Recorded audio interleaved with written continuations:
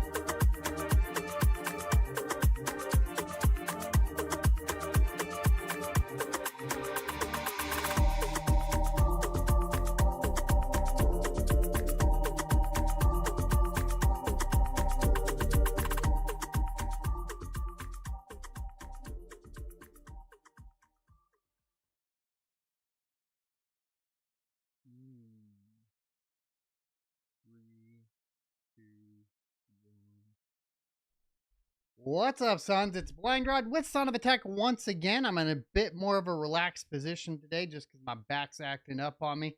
Somebody said I was getting fat. I don't know what that was about, but rude. I'm working on it, okay? For your information, I weigh exactly the same as I did last year, but I probably have a bit more fat than muscle, so I'll give you that. Today, we're going to be talking about obviously the big news, the elephant in the room. There is the possibility that none of these proof of work coins that are GPU mineable, ASIC mineable, proof of stake, actually, as well, to be honest with you guys, all the tokens, none of these things are going to pump near the amount they have in the past. And we're going to talk about why that is starting the show off. But then we're also going to be taking a look at Trump's tariffs proposal and the replacing the income tax with a historical economic strategy. We have more information on that today. Definitely excited to dig into that one. We're also going to be talking about Michael Saylor's Bitcoin buying spree that's been going on here recently. And we'll be talking about Elon Musk and his proposal to utilize blockchain for the Department of Government Efficiency, also known as Doge. And then we'll be talking about Ethereum Foundation selling off their Ethereum, continued sell-offs as Vitalik runs Ethereum into the ground post proof of stake move and just destroys the entire ecosystem single-handedly. Yes, I'm a little grumpy about it. We're also going to be talking about Kucoin pleading guilty in their case, as well as a cool little application coming from iMineBlocks, and we will be doing a reaction to Retro Mike Tech here on YouTube, a fellow crypto mining YouTuber, so I'm looking forward to that as well. Hope you guys are having a great Monday. Make sure you hit that like and subscribe button, and without further ado, let's go ahead and dig into the nitty gritty here. So what am I talking about with essentially the lack of pump, right? The no pump. Why would we not get a strong pump in every single cryptocurrency this cycle if it is similar to every other cycle? And we've already seen a delayed altcoin season compared to previous cycles. We haven't seen altcoins perform nearly as well as they have in the past with the increase in Bitcoin price that we've seen, with Bitcoin going up 500% over the past year. And a lot of that is actually just basic liquidity problems. Ash Crypto here on Twitter dug into this a little deeper, and he lays it out very plain. You can see it already on screen. Why is the alt season delayed? In 2013 to 2014, there were 500 tokens available. In 2017 to 2018, there were 3,000 tokens available for people to put their money into. In 2021, there are 300,000 to 3 million tokens available for people to pick and choose from. So what does that mean? It means there's not enough liquidity in the market for large pumps on each individual token, and because there's more options, there's less of a likelihood of the particular token that you're holding on to pump. And this includes GPU mineable coins. This includes, of course, ASIC mineable coins. This includes tokens on any blockchain, whether it's Solana, Ethereum, you name it. It includes everything in the entire ecosystem. So we have to adjust our strategies and our holding patterns.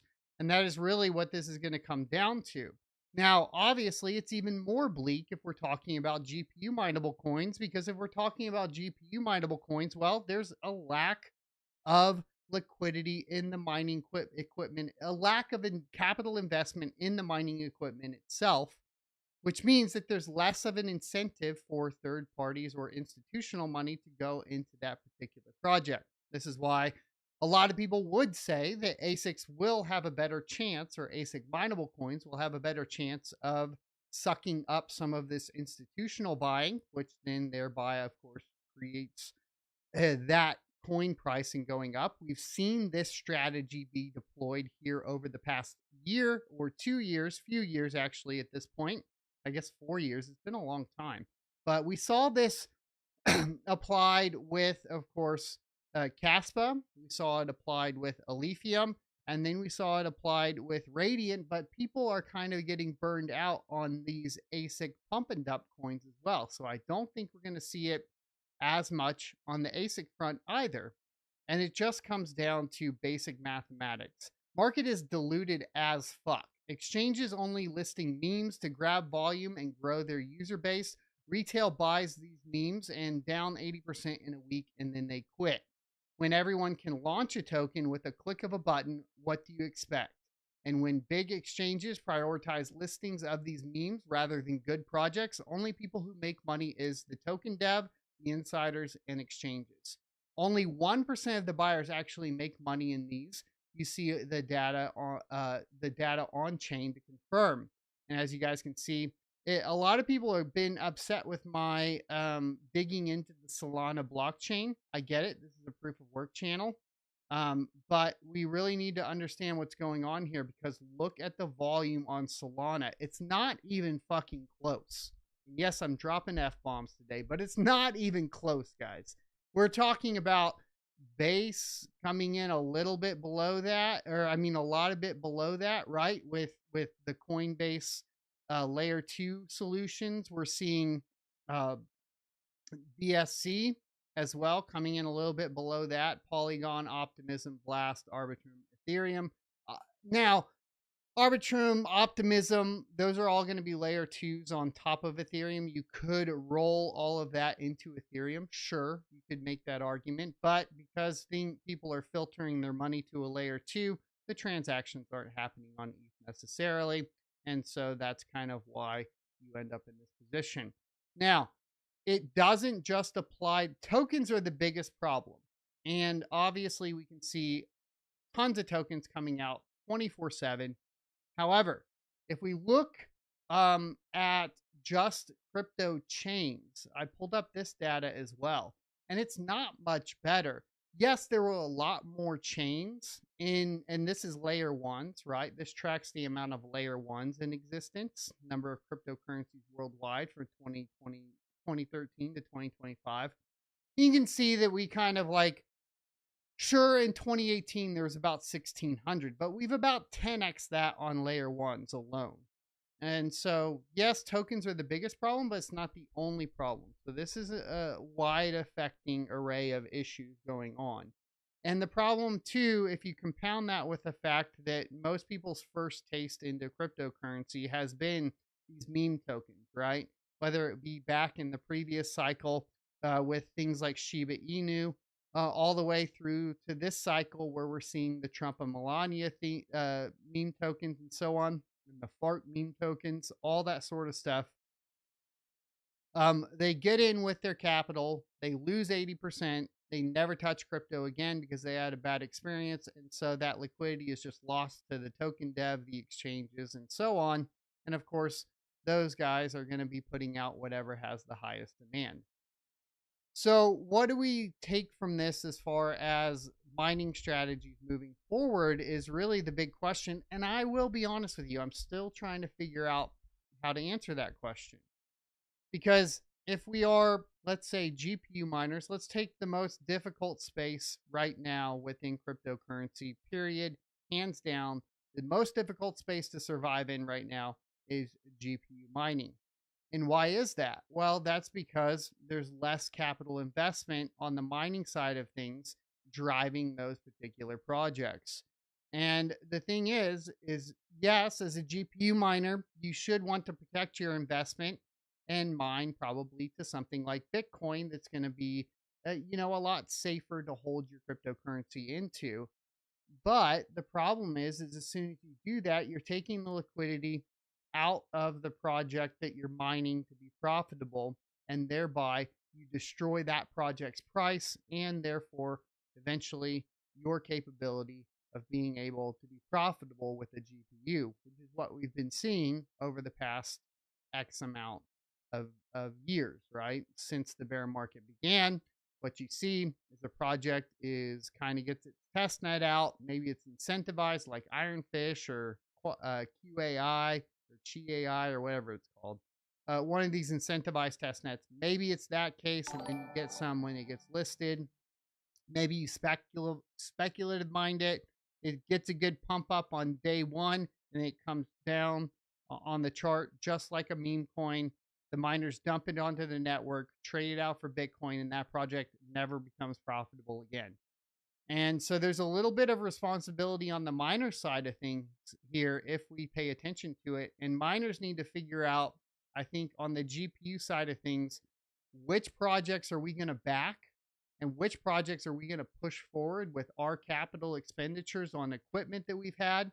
Which ones are we going to try to pump up, and which projects are the best to do this in?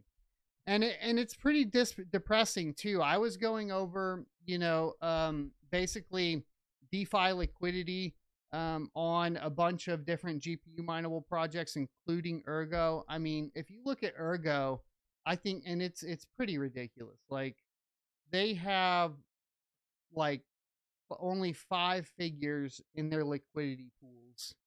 At this time, when I was looking through Ergo decks, we can actually probably pull that up, right? I don't think I can log into it, can I? Let's see if we can do this. I don't want to connect. I just want to look at liquidity.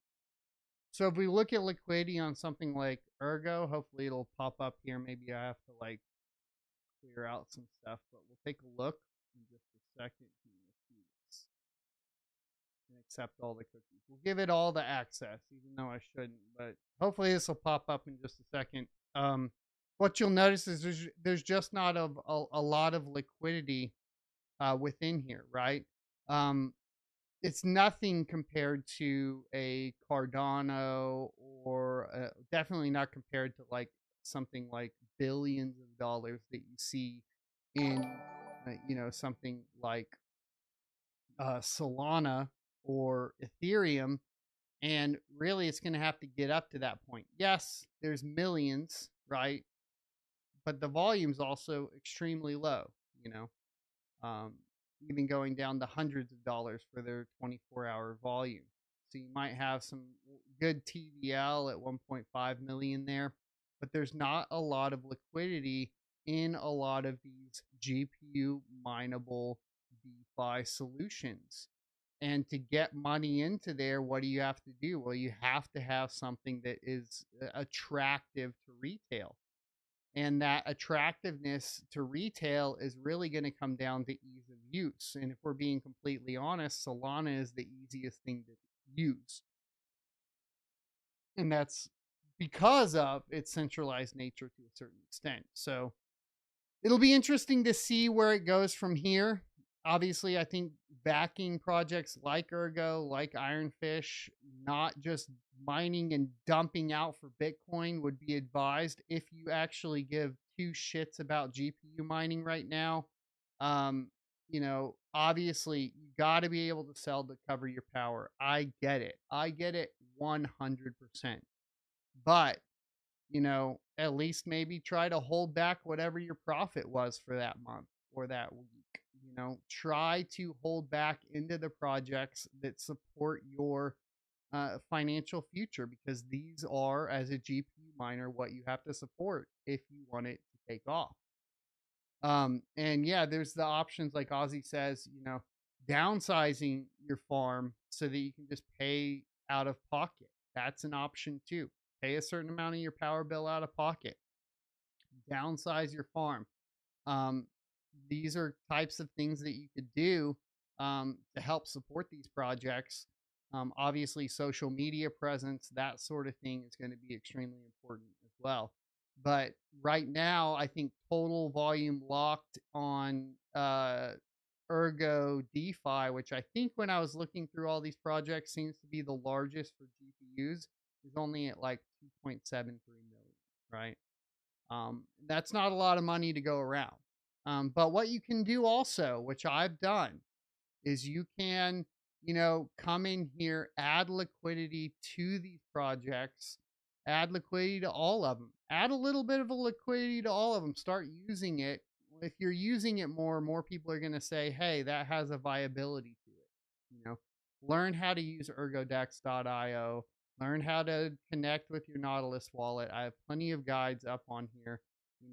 Push for things like MetaMask integration, push for things like, Phantom integration even, and that's really going to help push this forward. um so it's not all bad news though. All right, guys, it's not all bad news, and that's because a lot of what's been affecting the crypto market and money coming into the market is a depressed economy, due to inflation and other factors, cost of energy, that sort of thing. We've already heard from Trump that cost of energy was going to come down. And then here just recently, today, we did get an announcement that there could be an income tax economic strategy that would take us back in time, ladies and gentlemen. Former President Donald Trump, that's current president now, I don't know why it says former now, has proposed replacing income taxes with tariffs, citing the historical success of tariffs from 1870 to 1913. During the time when the U.S. relied heavily on tariffs for revenue under President McKinley, his proposal involves potentially increasing tariffs to 67% on imports to offset the loss of income tax revenue, aiming to eliminate the IRS and its associated costs. However, this policy has sparked debate over its feasibility and economic impact, with concerns about increased consumer prices and the effectiveness of tariffs in modern trade dynamics. We had a follow-up post here, that is Trump actually stating this specifically today. Be very rich again. And we'll go ahead and play this volume, turn this volume up for you guys so you can hear it. Again, and it's going to happen very quickly. It's time for the United States to return to the system that made us richer and more powerful than ever before. Do you know the United States in 1870 to 1913, all tariffs, and that was the richest period in the history of the United States, relatively speaking. In other words, relatively. And they set up the Great Tariff Commission of 1887, and this commission had one function: what to do with all the money that we took in. It was so enormous that they had no idea. It was a blue ribbon committee. It was set up 1887, and what to do with all of the money that we had. And again, Teddy Roosevelt was a beneficiary, because when McKinley was killed, he took over this vast sum. So at the beginning, there was the key point confirming that this is everything. actually an economic proposal by the Trump administration. Now, obviously, a lot of people are going to debate this. I've heard that it disproportionately affects the poor. I disagree. If the economic plan to bring back manufacturing and all of that into the United States, and you have U.S. available products to purchase, then it won't affect the poor near as much, and especially when we're talking about energy, all that sort of stuff. What this would do is potentially put money back in the pockets of consumers, which means if they have extra money, there's different ways to do this too, right? We saw it in the pandemic. People had spare cash laying around because we printed ourselves out of it. What did people do with the spare cash? They dumped it into the crypto market. So we could see basically a different strategy applied that results with the same thing of pumping up the cryptocurrency market as a whole. Now, across the board, will it be enough to cover the millions of different tokens and coins that are currently available? Sure, it could be, but it also could not be. And I think the answer, as always, is somewhere in the middle. So we'll have to wait and see where and how that comes down and is fed into the market as a whole. So there you go. As far as that's concerned, I am trying to keep up with chat, but some people say that they're like sales tax. Obviously, there has been discussion of removing sales tax as well. I don't know, because that would be at a state level, so we'd have to figure out how that is applied later on down the line. Lil Time Mining says, let loose the bulls. There you go. And Rusty Wilson says, get ready for mining equipment to get even more expensive. I think there can be the concern of mining equipment getting more expensive, but with a more expensive initial investment, if the economics work out to where the price of the coin goes up in relation to that, it's a wash as a whole. We do need more chip manufacturing stateside. This has been something talked about, especially with ASICs, getting ASIC manufacturing stateside. I think that all of these, um, you know, all of these little concerns are things that are being addressed. I think everybody is aware of them. They're very common sense things. And so I think when we're talking about it as a whole, I have seen all the mentions of like incentivizing manufacturing stateside, which I think is what it will do, which will bring more jobs in theory, which will basically reduce the amount of poor people we have overall because there's more availability, more opportunity for individuals, which that's how you get rid of poverty is you give more opportunity to individuals. And it gives entry level job opportunities as well because you have assembly job entry opportunities, etc., available for that. So, and then obviously it's not zero tax. I think you misunderstand the statement there in chat. It's not zero tax. It's tariffs, so it's tax on goods and services that are outside of the United States. Of course, this is going to be completely opposite of what the tech industry has been doing for the past 2 decades, which has been moving all manufacturing overseas. And we'll have to see how much of it and how quickly it comes back to the States. And that will be obviously impactful. And if anybody thinks it's going to be an easy transition, I would say no. But at the same time, we will see more money in the pockets of at least the middle class, which will interpret into investments into crypto, which should drive the market up and counteract some of the diluted cryptocurrency market that we're seeing right now. The Aussie says that he thinks the mining Bitcoin game has changed and the zero tax on crypto in the US has most certainly changed my savings plans. That will help drive up cryptocurrency as well. Now, it is only US cryptocurrency projects, but how many people are going to convert to US dollar in a non US cryptocurrency at this point? I think it's very few, if any. I think that regulating that is going to be difficult. Meaning, let's say I'm mining Conflux. That's a good example, a Chinese coin on GPU. And then when I need to convert and sell, I just convert that on a non KYC exchange to Bitcoin and I shoot that Bitcoin over. And then that's when I cash out to get take advantage of the no capital gains tax. I think that, and then so there could be over regulation when they recognize that problem. And I'm not sure how that will play out. But we'll have to see here in the future how it plays out. Anyways, some positive news, in my opinion, in my humble opinion. I realize not everybody's going to agree, but you guys can chat that out and then we'll go from there. Now, there's been a big Bitcoin buying spree from Micheal Saylor. He's gone through these. Obviously, he's been making purchases pretty nonstop throughout the bear market. It seems to be ramping up pretty significantly. Maybe he knows something we don't know.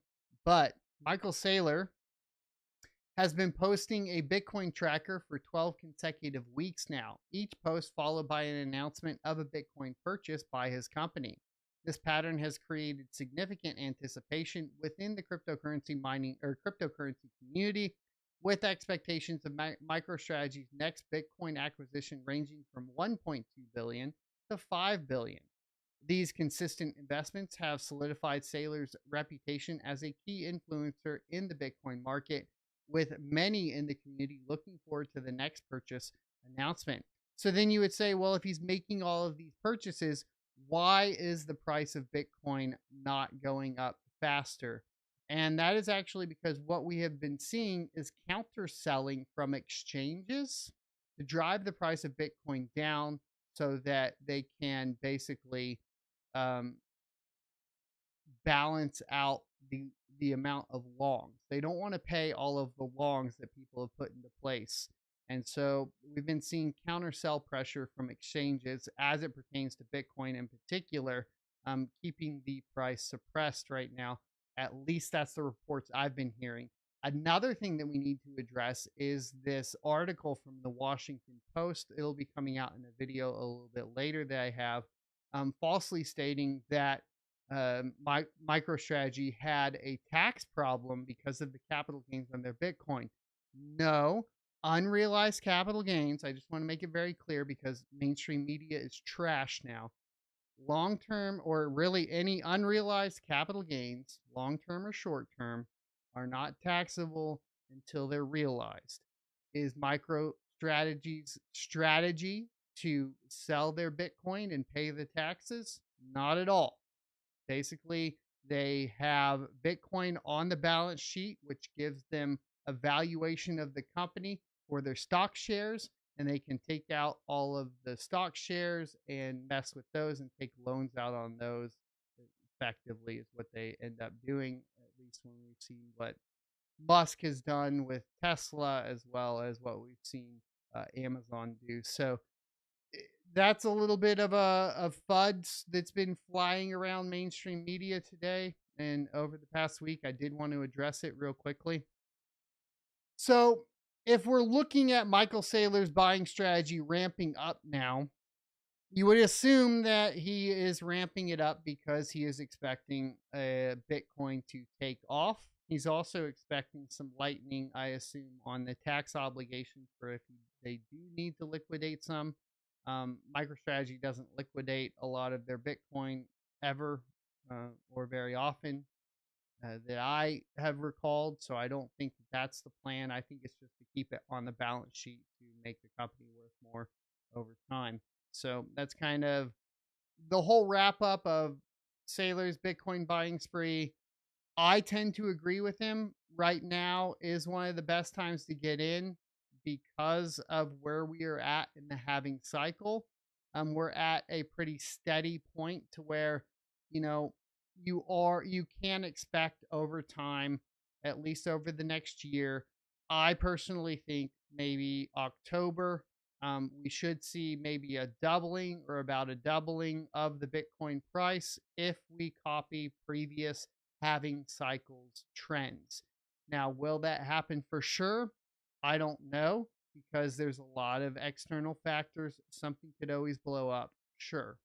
But I always say history does rhyme. It doesn't necessarily fully repeat.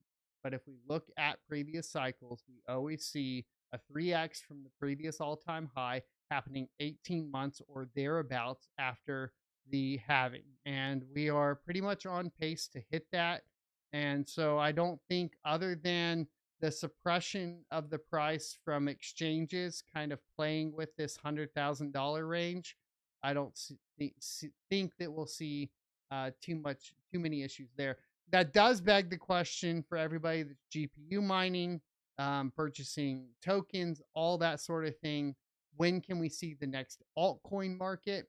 And that's a little bit trickier right now because of the issue that we talked about earlier. What I have been feeling lately, taking a look at the inflows and outflows of the crypto market and the picture as a whole, is that I think we really won't see an altcoin market season until after Bitcoin breaks 120K. Now, when is that going to happen? I don't know, but that would put the price point at essentially that point. Or another time that the altcoin market will take off is if we see a huge reduction in more money in people's paychecks from no taxes or no income taxes. That could take longer, though. I don't think that's going to be implemented this year. And really, we're coming into basically the halving cycle timing of kind of being done with this cycle in January or February of 2026. if we repeat or rhyme previous halving cycles. So that could also throw off essentially not only the altcoin market, but the Bitcoin market as the halving cycle comes to an end in 2026 around January or February.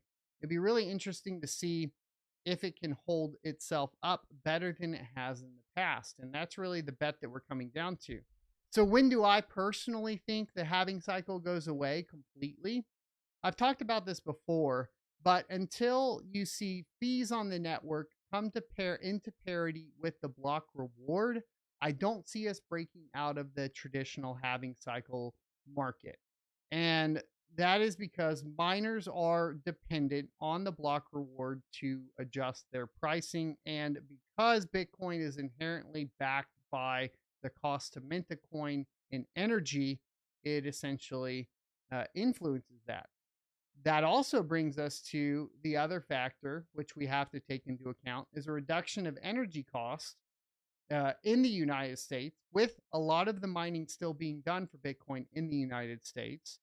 If the cost to mint drops, we could see this a suppression from the price of energy coming down as well, which would be really interesting to see how that affects the market, because we do know that regardless of what we want to say, there is a correlation between the cost to mint and, of course, the price of Bitcoin at the end of the day, and so that can affect it, obviously, in a downward suppressive manner. So let's get into the Elon Musk debacle of blockchain use at Doge for efficiency of Bloomberg. A lot of weird stuff coming from Mr. Musk as well this year, or even just today. I don't know if you guys saw, but on Twitter, Musk actually tweeted in favor of Ripple. And I kind of said, damn, I was already disappointed he was lying about video gaming, but now he's back in Ripple as well. Is Ripple going to be used for this, for Doge? That's the big question. But we do know some sort of blockchain is going to be put into play for Doge. Representatives of the Department of Government Efficiency have spoken with leaders of several public blockchains. People familiar with the matter told Bloomberg. So Elon Musk, picked by President Donald Trump to lead the new Department of Government Efficiency, proposed using blockchain technology as part of the operation, Bloomberg reported. Musk suggested that using a digital ledger would be a cost-efficient way to track federal spending and secure data, make payments, and manage buildings, according to people familiar with the matter. Several representatives of public blockchains have met with affiliates of Doge, the people said. The department was created in response to the federal government spending of $6.7 trillion in fiscal 2024, which Musk in October called wasted money. He promised the department, whose acronym is a nod to Musk's favorite cryptocurrency, Dogecoin, would slash the figure to at most $2 trillion. Given the department's name and Trump's determination to establish crypto-friendly policies in the U.S., Musk's plan to incorporate blockchain technology does not come as a surprise. In addition to creating Doge on January 20th, Trump signed an executive order to create a working group on digital assets led by venture capitalist David Sachs, with a mandate to identify all regulations that currently touch crypto within 30 days, among other things. Now, this isn't fully accurate, to be completely honest with you guys. There are 3 different reports and timings for those reports. The first one is within 30 days. You have a second one coming in 90 days, and you have a third one coming in 180 days. So we won't have all of the regulation proposals for about 180 days, which is going to come down to like 4 months, 5 months, something like that. What, am I doing that right? No, 6 months. Yeah. So 6 months, we'll have all of the proposals that won't go into effect, obviously, for some time after the proposals, because the proposals will have to be reviewed and then implemented. I don't see a lot of this getting implemented as far as the proposals until post 2025. At least that's kind of the way I'm seeing it. I'd like to hear how fast you guys think it will get implemented in general. Simulacrum says they're going to make a new chain to feed themselves 100%. Well, the talks, as far as I can tell, looks to be leaning towards Ripple, at least if we take a look at Twitter and Musk's recent comment. Let me go ahead and try to pull that up for you guys. Musk, I believe this happened just recently. It might be way too hard to pull this up. Let's say like Musk XRP. Yeah, so we had this breaking news from Binance Square. I thought I had the article pulled up completely, but apparently something happened to it. So essentially it said collaboration and it could take XRP to unimaginable heights. Ripple CEO confirmed that they're working closely with Musk, and this partnership could potentially drive XRP's value up to $600 per XRP. And that would be by integrating XRP into Musk's X payments platform. But we could also see that being utilized for Doge as well. And that is pretty much what's going on with all of this in general. He kind of threw out this weird tweet that said "I know" and then capitalized X, R, and P. So exactly what we need to do at Twitter. This is for obviously Twitter payments, but it wouldn't be outside of the realm of possibility that this is also utilized for Doge as well, since obviously Ripple CEO is in the ear of Musk and is probably one of the people advising him in relation to tracking spending for Doge, at least from what I can tell. So there you go. A little disappointing. I would rather see them utilize a blockchain that's proof of work, but I think us old heads here, are us boomer crypto enthusiasts, we have some good points for decentralization, importance surrounding proof of work. We have some good arguments. I think Bitcoin's obviously going to remain the big dog. Decentralization as far as consumer grade hardware, being able to mine certain cryptocurrencies, maybe that's being left in the rear view mirror. That could be a possibility. I'd like to hear what you guys think about it. Either way, crypto as a whole and proof of work will still benefit from it regardless. Everything's looking extremely bullish. People will move into proof of work projects regardless of, I think the perception of it. The question is obviously like how much liquidity can feasibly come into the market and how much of that will flow into proof of work at the end of the day. What do I think about QandA this cycle? QandA is going to be heavily dependent on essentially how miners react to making no money and losing block rewards, and how the market responds to that, right? If QandA can drive a use case and drive the purchases up, on their network by finally, I think, working on their tokenization with that in particular, and they can come out with something that is going to entice retail to invest into their tokenization options, then QandA has a chance. But QandA has a long ways to go to catch up with the likes of Solana. So if we're looking at it completely objectively, it was just like I was talking about with Ergo. Not near as much liquidity in the DeFi systems of QandA or Ergo or any of these other projects as there is in Solana or Ethereum. And that does drive the price of QandA itself, just like it drives the price of Solana itself. Whether or not you like that fact, it is a fact. And the problem is as the block reward is accelerated on QandA, miners are making less and less.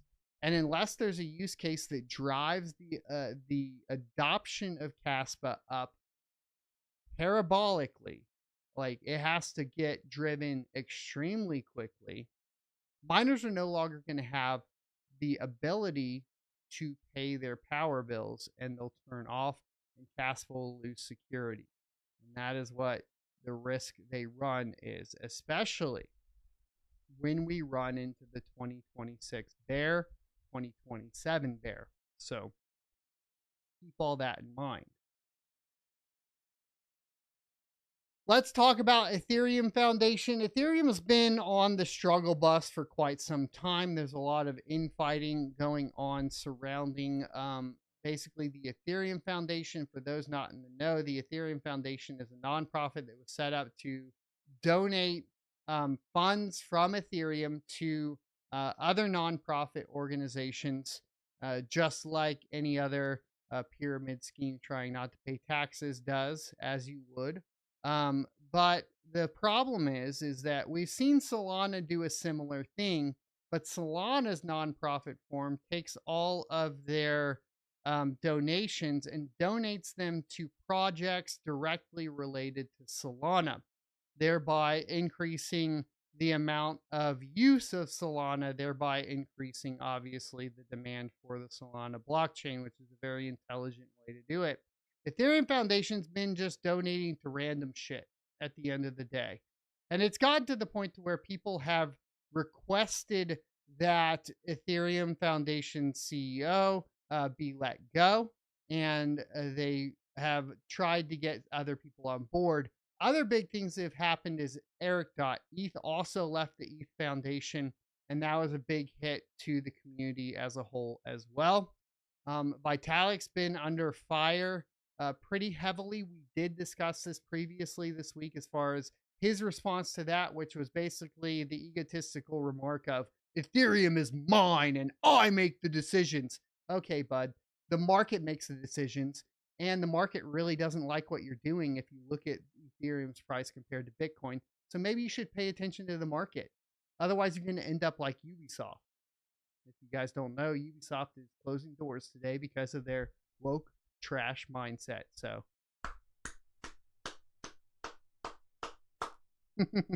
make good games. I don't care what politics are in them, but if your politics are going to influence you to make bad games because you're focused on your ideological principles over the game, then you're messing up. That's all I got to say on that. But Ethereum did sell more. The Ethereum Foundation did sell even more of their ETH today. The Ethereum Foundation has continued its series of sales, with the latest transaction involving another 100 ETH sold for approximately 307,893 in DAI. This sale is part of a broader pattern where the foundation has sold a total of 4,766 ETH since January 2nd, 2024, and 300 ETH in January 2025 alone. These sales have coincided with notable drop in Ethereum's price, contributing to an 8% decrease in its market value as of today. And we would be amiss if we didn't mention that Solana is absolutely wiping the board with Ethereum as far as the retail market. This is due to Ethereum fees costing way too much for people to transact on Ethereum itself, moving to layer 2 options. Of course, one of Vitalik's solutions, which is probably viable, is taking the Ethereum Foundation and investing in layer 2s. I think that would be much better than investing in non-crypto related projects and could help Ethereum as a whole. But I think the end goal for them should be into institutional buying. I heard this from Coin Bureau earlier today. He mentioned that I think that he thinks that they should focus on institutional buying or institutional partners building L2s on top of Ethereum as opposed to focusing on retail. And I think that's probably a good bet. They've probably lost the retail market already to Solana. And just because the blockchain is so expensive to operate on, I'm not so certain that retail is really going to want to participate. It is going to come down to layer 2 after layer 2 after layer 2. If you guys have not seen the amount of layer 2s being released for Ethereum lately, it's getting pretty comical. Ink just came out, which I just kind of moved some into, was playing with the other day, but Optimism, Arbitrum. It's been nonstop. We're getting new layer 2s one after another for Ethereum that are retail focused, and that doesn't seem to be pushing for the Ethereum price to go up at this point. So I think Coin Bureau had a good point there. I tend to agree with them. Of course, Ash Crypto said ETH Foundation sold again. You guys take a break for one day.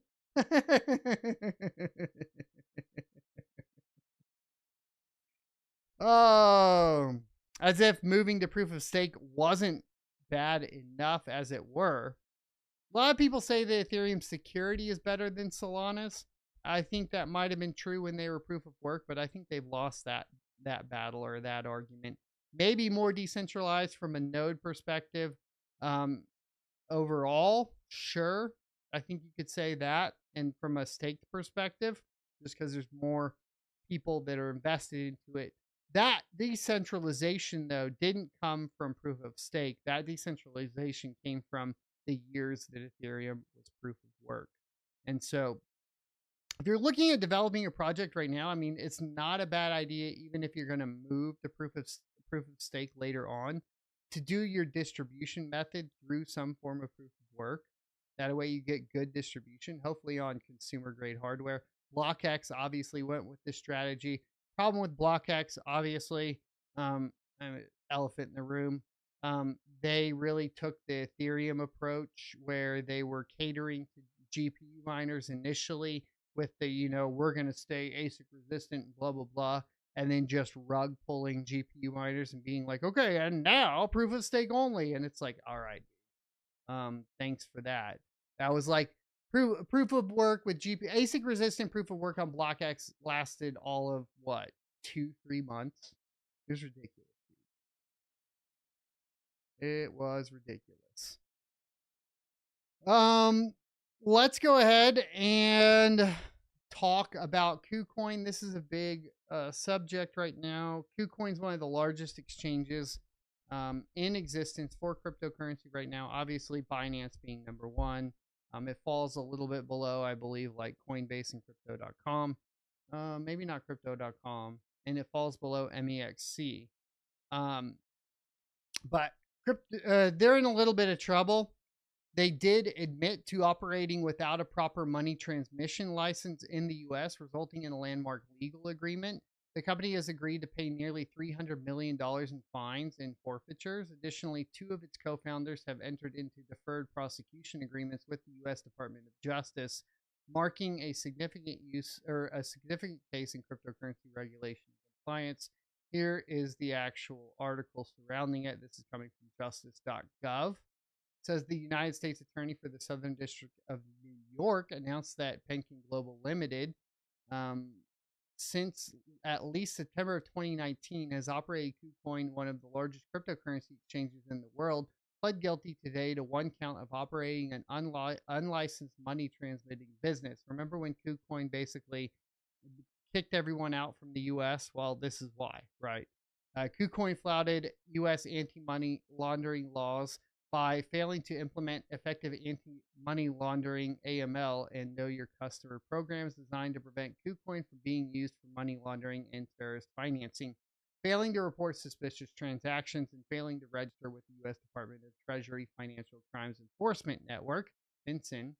In connection with today's guilty plea, Penkin agreed to pay monetary penalties totaling more than $297 million US, and further agreed that KuCoin will exit the U.S. market for at least the next 2 years, and that 2 of KuCoin's founders, Chun Gan, aka Michael, and Qi Tang, aka Eric, who were indicted along with Penkin in March of 2024, will no longer have any role in KuCoin's management or operations. I think if the Trump administration wanted to throw, cryptocurrency as a whole a bone, he would throw this case out and reverse these decisions. Now, a lot of people might say, well, they were breaking the rules, blah, blah, blah. Everybody in crypto has been breaking the rules for the past 4 years under the Biden administration. Whether you like to admit it or not, they made the regulatory framework so difficult to be compliant with, and they completely suppressed cryptocurrency and your ability to operate within the United States beyond reasonable terms. and seeing that protections for, you know, basically privacy and know your customer, being able to be non KYC, all these sorts of things have been, you know, basically announced as in being able to hold your own currency and not have to give your personal information to utilize cryptocurrency to the government. All of these things kind of fall under that. And so I think this case I think needs to get reversed if they're going to follow up with what they have said they were going to do during the first days of the Trump administration. Maybe I'm missing something, but the AML policy set for cryptocurrency, the KYC policy set for cryptocurrency, all of those things were reversed or announced to be reversed. So I think it needs to be thrown out the window. I think this is bullshit, personally. But I'd like to hear what you think. Let's go ahead and talk about this. I want to give a shout out to iMineBlocks real quick. He is developing a solo Bitcoin miner in your web browser. And this was inspired by the rise of tiny Bitcoin mining hardware. Now, obviously, I know you're going to come at me and be like, but those things have way more hash rate. And this isn't even close to what an ASIC does on your CPU. Bro, if you're buying a mini ASIC, you're already gambling. You're just decreasing your odds by using a CPU. So why not use a CPU? A CPU can still solve a block. You don't have to pay anybody any money. It costs almost nothing with most CPUs taking under 100 watts. Just chill out. This is a cool project. You can basically gamble with your CPU, pay pennies a day in power, and get to have basically an a potential of earning 3 Bitcoin, right? This is really, really cool. I think this project's awesome. The link's down in the description. Go support him. Go support iMineBlocks with this project. I think it's a really neat project, and I think it's going to be really cool in the near future.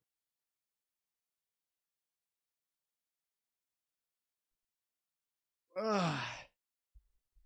AML and KYC is pretty standard. USA is higher than other countries. Yeah, but we were talking literally just a little bit ago, the Trump administration was saying they were going to do away with that and allow you to privately transact. So if that's the case, then these rules no longer apply.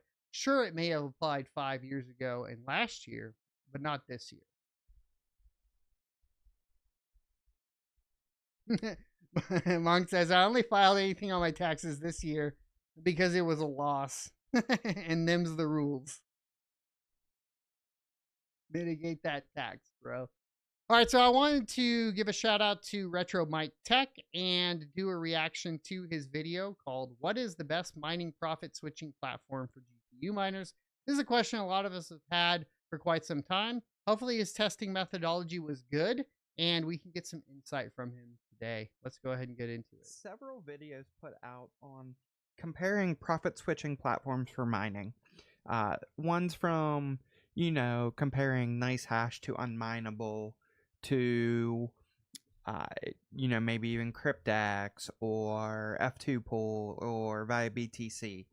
Well, one thing that I've noticed that is kind of missing from those is there's 2 platforms that I personally use that have not been covered in those. One is Rainbow Miner, and the other is my own profit switching and auto exchanging utility, which I've branded Retro Mike Mining Tools. Okay, cool. So this is an advertisement for Retro Mike Mining Tools. What I want to do in this video is I have a couple towers that have identical hardware in them. So if you take a look here, we can see Tower 1, Tower 2, Tower 3. These all have 2 Sapphire G Pro X080s in them. So if I pull up Tower 1 as an example, we've got, they're detected as 6700 non-XTs, but these are Sapphire G Pro X080s. You're voting to axe the taxes in Canada right now? That's crazy. The world's changing quickly, dude. So we've got 2 of these in each of the systems, and what I'm doing is I've just set up And you can see they're just starting to hash. They've been up for about 15 minutes now. Started all of them around the same time. And if let's go to Tower 3. Okay. So we've got, sorry, it's been about 20 minutes or so. So Tower 3 is mining to unmineable. Tower 2 is going to be mining to mining Dutch, doing kapow. So that's another thing I should mention. So mining Dutch is going to be on kapow. Unmineable is going to be on kapow. And Tower 1 is going to be on a Rainbow Miner. And we're going to let Rainbow Miner pick and choose what it should mine. But we're going to keep the kapow overclocks and undervolts on the Hybo S config. So the power draw. I think you can adjust. You can set overclocks in Rainbow Miner per algorithm. And I think honestly, I guess this is fine, but I think honestly, like if you wanted true, like most efficient overall, you would do that. It is a lot more work, but I think that's something to consider. Draw should realistically be the same across all, at least the max power draw. Breaking down my 4090 rig, maybe build AI Vast. I mean, it's up to you. Vast AI, I think, is starting to do some models, so that's probably better than like Chlor, which is mainly going to be, crypto mining. This case, since I've tuned these for kapow, and it's going to kind of pick and choose. And what I've done is I've set up each of these to mine and auto convert to Doge. So we hop on over to unmineable. We've set it up and you can see hasn't been up for very long, but we've earned 0.004. If we hop on over to mining Dutch, let's go ahead and give this a refresh here. See our hash rate is around 40 mega hash, which is what exactly we expect. And we've got this set on multiport. So this is set up on the default multiport. And that means it's going to attempt to mine every kapow coin based on profitability that mining Dutch thinks it should be. And if we hop on over to the wallet section, we have, actually forgot to turn on auto exchanging, so we're going to do that now. Okay, we've unlocked our wallet. We're going to select Doge, and we're going to hit save. And they're currently running conversion, so I need to wait a few minutes before I actually activate this. I did try doing this a little bit ago, and they were in conversion as well. We can see so far we've earned 0.085 Raven coin. This will execute a conversion to Doge once we're able to actually save the settings.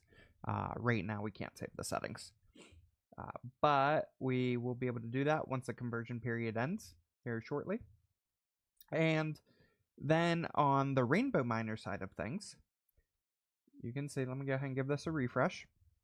And you can see that we've got that same hardware. So it's 2 RX 6700s is how it detects it. 10 gigs of VRAM. And the cool thing about Rainbow Miner is it can profit switch dual mineable algos as well. So you can see right now we are actually dual mining Hyper and Novo because it thinks that's the most profitable. And we're doing a pay on not mineable to convert my coins or convert them to myself on an exchange. I think, like I said earlier, being a responsible GPU miner, you should try to hold on to the cryptos that are making you money. That's just that's 47 cents how revenue. I feel about it. That's 169 watts. I am not factoring in any power costs in this, so this is going to be strictly revenue across the board on what we can convert to Doge. So that's what's going to happen with this is it's going to attempt to dual mine if it can dual mine. If it's not more profitable to dual mine, just single mine, it will just single mine. But we're going to let this pick and choose. And so if we go to the setup and we go to pools, miners, and configs, this is what we're working with. So it's going to attempt to use hash cryptos, which is mining Dutch without logging in. So this is a sister site to mining Dutch that allows you to mine. And the reason we're doing that and not doing mining Dutch is because we already have another system mining to a test account on Mining Dutch. And then we're doing Unmineable as well. And because there's an overlap in that we've got one dedicated system on Unmineable, but then we're going to let Rainbow Miner also profit switch to Unmineable, I created a unique Doge address for each system. So there won't be an overlap there. And then we're doing Zerg Pool, both algo profit switching and then direct coin profit switching. And we're also doing the same with Z-Pool. This Z-Pool will do algo profit switching. This will do direct coin profit switching. So that is kind of how everything is set up at this point. Everything's already been benchmarked, and the actual mining part of it has all started at the same time. So everything is kind of a clean slate as of probably about 30 minutes ago. And we're going to let this test run for, probably a week or two.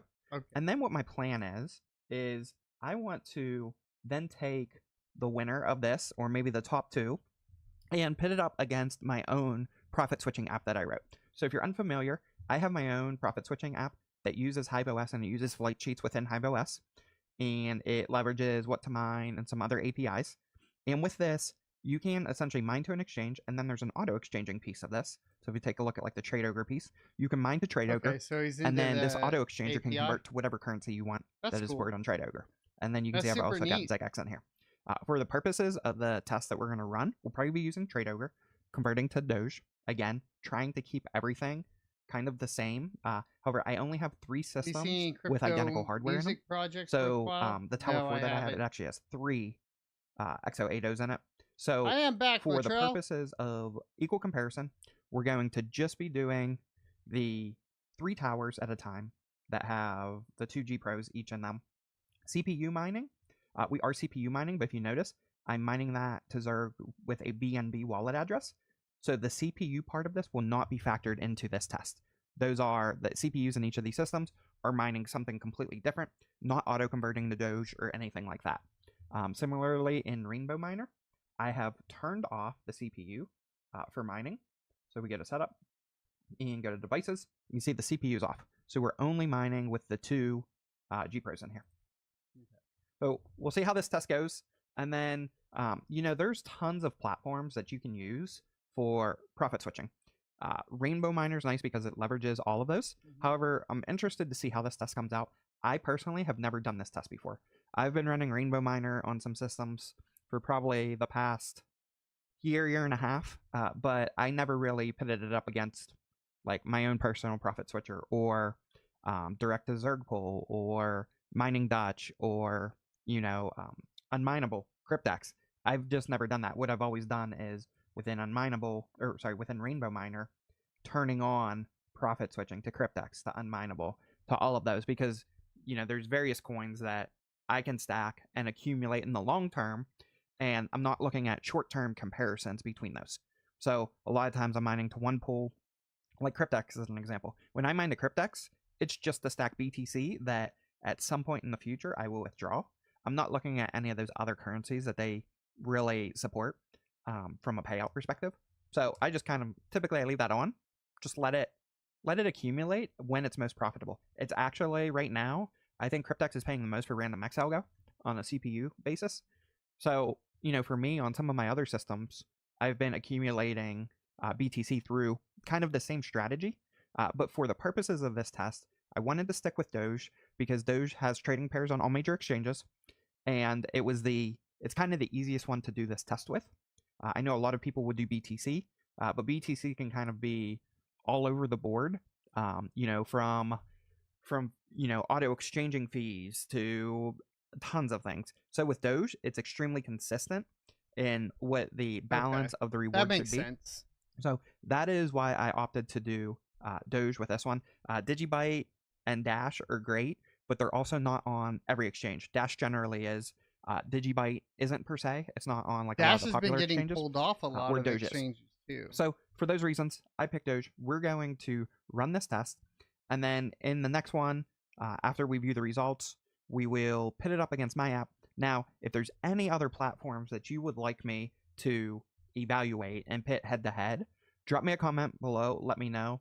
There are tons of He posted this video today, so Platforms that you can use. we can look and here's see. actually a list, kind of. So what we're doing is we're doing Unmineable, we're doing Mining Dutch, we're doing Rainbow Miner.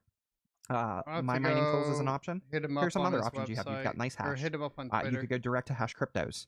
You could do a Zerg pool. You could do direct to Z pool. You could do C3 pool or Monero Ocean, which will pay you out in XMR Monero. You have lots of options, but again, for the purposes of this test, at least round 1, we're using Unmineable, Mining Dutch, Kapow on both of those, and then Rainbow Miner is going to be basically every GPU mining algo that graphics card supports and that has been benchmarked through the miners. And again, we're going to be converting everything to Doge, so we'll probably do a follow-up video in maybe a week or two and see where the rewards are Dash landing. is being suppressed And a just lot at a quick right now. glance here, we can see that right. we've earned 0.007 here on Unmineable. If we hop on over to, oops, that's the wrong Rainbow Miner. If we hop on over to Rainbow Miner, we can see we're both on Zerg Pool right now. So if we go to Zerg Pool, I don't think I have it up, but we can go to it real quick. Grab my wallet. And if we go here, we can see we've earned 0.023 already. Obviously, some of that is not fully confirmed yet, but 0.02 versus 0.007. So right off the bat, obviously, this is looking, Zerg Pool is looking a lot better. And then if we take a look at Mining Dutch, let's see if we can save those settings yet. It looks like we can. That conversion ended. So we've accumulated 0.38 Raven. So we can just, at a quick glance here, let's see what that might be worth. 0.038 Raven is 0.7 of a cent. So then if we go to Doge, and the value of that would be 0.021.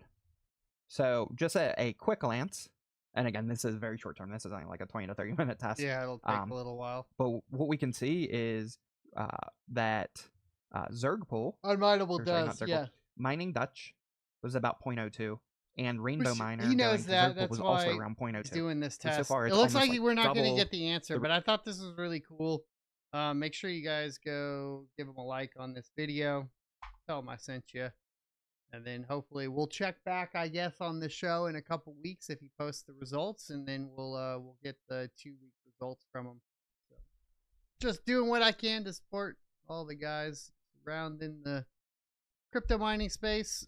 I think that'll be a cool test. I am definitely interested in his version of Rainbow Miner, or his own tool, so I'll have to dig into that at some point. I've used Rainbow Miner for probably the past 3-4 years, so pretty familiar with that one. I like it. Yeah, you can convert your own coins. Also, you can auto convert them via, like he was doing with an API in the Trade Ogre Snake. So there's that too. If you want to auto convert, which is definitely what I would recommend doing. Getting that configured. Looks like his tool will be able to do that though. So there's that. Next, we're gonna do the Rig Wars submission for the week. It's coming from Tyler. So let's go ahead and hop into that. Wrong button. Hold on. Fine. Don't worry about it. Boom. All right. So this is Tyler, and he has named this rig Noble 6. He's running some Power Color 6800 XT Red Dragons and a gigabyte of 37 Chorus Master GPUs. It's on the AA Wave frame, and those frames were pretty popular for a while. I think you can stack them to configurations that we got going here. So I think one row of them, of the 6, is going to be the 6800 XTs, and then one row is going to be the 3070s. He's on the B250C motherboard, and I guess that's the ASRock, right? Yep. And running just a Celeron CPU with time back memory. The storage is a Kingston SSD, and he is powering it with a Corsair 1200 watt platinum rated power supply. Didn't list the version of his risers, he just said China. They all do have versions, by the way, and I have one of every version that's ever released, so troubleshooting I need to do. So, you know, there's 006s, 007s, 006C, 7C, there's 8s, 9s, 12s, and 11s, 12s now, and 10s. So there's a lot of different versions. Versioning can be important when you're trying to figure out, like, bandwidth tests, all that sort of stuff. So if you guys do go fill out the form, the link's down in the description. If you want to be a part of Rig Wars, we're going to do voting later on down the line, and have all the segments kind of one. Make sure you do that. He does say, this was back in April, so it has been a little while. I've been this segment for a while now, but he did say that he's mining ironfish and pyron. Obviously, pyron is defunct now. They basically rug pulled everyone and they're out of the game, and then they got kicked. There was a fork of it. It was brought back to life. I don't have all the details on that yet. I am going to get those details and talk about that later episode of the show. He does have like 4 140 millimeter fans on there. The RGB looks really sick. They are in a pull configuration, so pulling the heat away from the GPUs. Now, those GPUs are going to be push fan configurations into the cooler. They kind of just throw heat everywhere. So in general, yes, a pull can be beneficial as opposed to a push. If you were doing like a blower fans, for example, lower GPUs, we go into a push configuration for fans, but it does have that configured properly. We've got really good cabling going on. One of the better looking submissions that I've seen so far, obviously the waterproof one, first submission, is going to be pretty hard to beat, I think, but it's definitely up there. Probably I'd put this in the slot right now, personally. Let me know what you guys think of it. Give Tyler a thumbs up on this rig, and thanks for the submission, Tyler.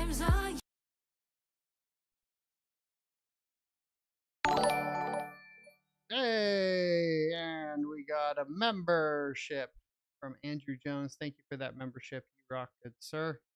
So that's going to cover today's episode of the Crypto Mining Show. I appreciate each and every single one of you. Be sure to hit that like, comment, subscribe, notification bell down below. I just finished generating all the charts for the Intel Arc B570 review. I'll be writing the script tonight after I finish this live stream, and I will be releasing it on hopefully Tuesday or Wednesday. It might go as late as Wednesday. And then Wednesday's live show will not be going on this week. I will be in line in Houston at the Micro Center waiting for the RTX 5090. If you guys are down there, come say hi. I usually stay at the hotel next door, so we can hang out, all that sort of stuff. Micro Center's right there. It should be fun. I'm looking forward to it. And then that does mean, yes, as soon as I pick up the card on Thursday, I'm driving back, and we will begin testing the RTX 5090 and hopefully 5080 as well that evening on Thursday. And then we will test Friday up until essentially I have to go pick up the kids from school. And then we will test whenever I'm done with the kiddos. I will see you. I'll see you next Tuesday. Adios. But I'm gone.